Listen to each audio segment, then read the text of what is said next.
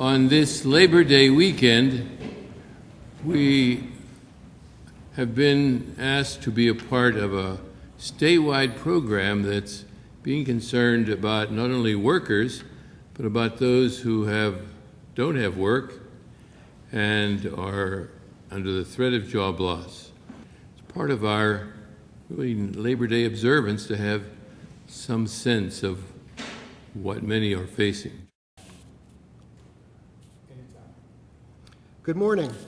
My name is Henry Lippett, and I'd like to talk to you today about the unemployed. I want to thank Father Dorsey and St. Ursula's Church and all of you for giving me this opportunity.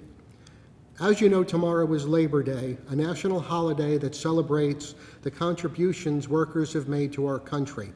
But there are now 14 million people who are out of work. At least that's the number that can be counted. These people have lost their jobs through no fault of their own and are now spending most of their time looking for work instead of working. There are also many more people who are depending on part-time jobs to make ends meet. There are now more people unemployed in this country for longer periods of time than ever before, and I'm one of them. But I'd like to read you Terry Mayol's story. After more than 30 years of experience as an engineer, Terry is now working for minimum wage. But she has also become an advocate for the unemployed and her strong belief that we need to bring back the American dream for all Americans.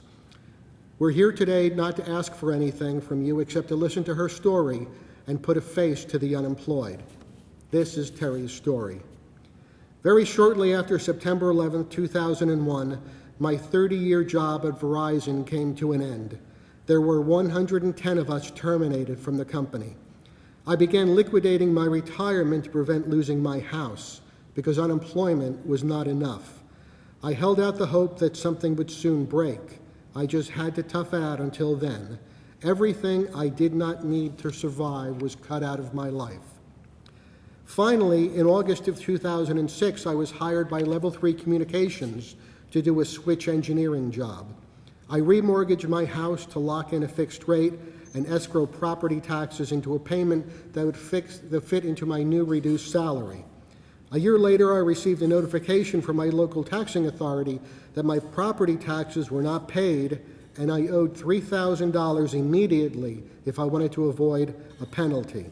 I tried to catch up on back property taxes while penalties compounded and at the same time pay current property taxes.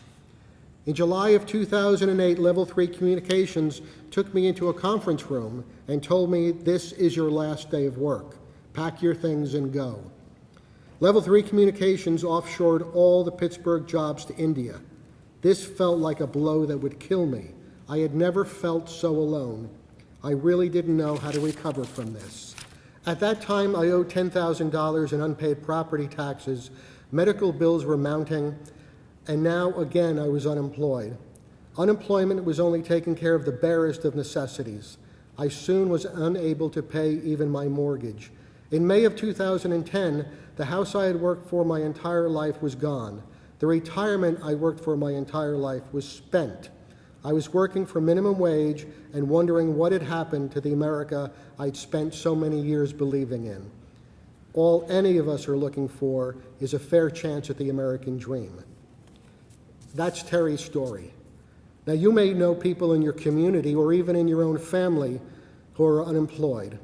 Our jobs may not have defined us, but they were an important part of our lives. We were breadwinners, husbands, wives, fathers, and mothers. And in this difficult time for so many of us, we turn to our friends and our community to provide support and encouragement as we move on, get to the next step, go to the next job, whether that's starting our own businesses, making changes in our career paths, or jumping back into the fields where we felt we had prospered and made a difference. So as many of you celebrate Labor Day tomorrow at a family picnic or a sporting event, we just ask that you remember the people who add so much to our country and our economy, but have the day off only because they don't have a job. Thank you.